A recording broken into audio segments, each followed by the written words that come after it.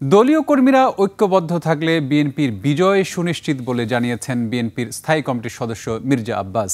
বলেন, বর্তমান সরকার ফ্যাসিস্ট কায়দায় দিনের ভোট রাতের মতো বর্তমান দুটি দলকে জেতানোর চেষ্টা করছে।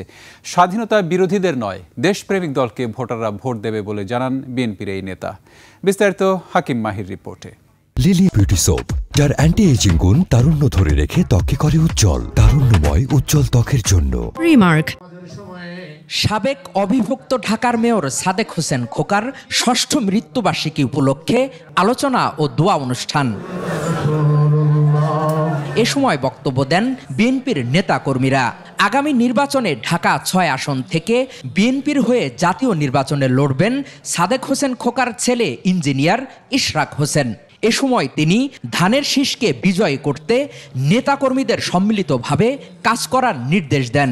দল জাতি মনোনয়ন দেখ বা না দেখ, আমরা ইনশাল্লাহ ধানের শীষের প্রার্থীদের বিজয়ী করার জন্য ঢাকা মহানগর দক্ষিণ বিএনপির পক্ষ থেকে সর্বোচ্চ ধরনের প্রচারণা এবং নির্বাচনের অন্যান্য যে ধরনের প্রস্তুতি প্রয়োজন সেটি আমরা করব।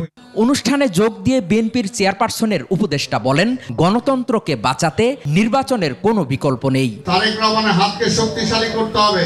ওই পিআরটিআর সিস্টেম দিয়ে জামাত একটা ঝুলন্ত পার্লামেন্ট করতে চায়, যাতে প্রতিবেশী রাষ্ট্র সহযোগিতা পায়। এ সময় বর্তমান সরকারের কঠোর সমালোচনা করেন বিএনপির স্থায়ী কমিটির সদস্য মির্জা আব্বাস।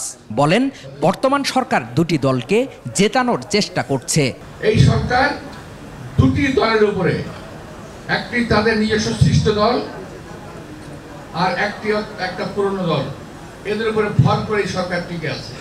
আমি খুব আশঙ্কা করছি এই দলগুলোকে জেতানোর জন্য সরকার যে কোনো অবৈধ প্রক্রিয়ার আশ্রয় নিতে পারে। আগামী নির্বাচনকে ঘিরে দলীয় নেতাকর্মীদের সজাগ থাকার আহ্বান জানান বিএনপির এই নেতা।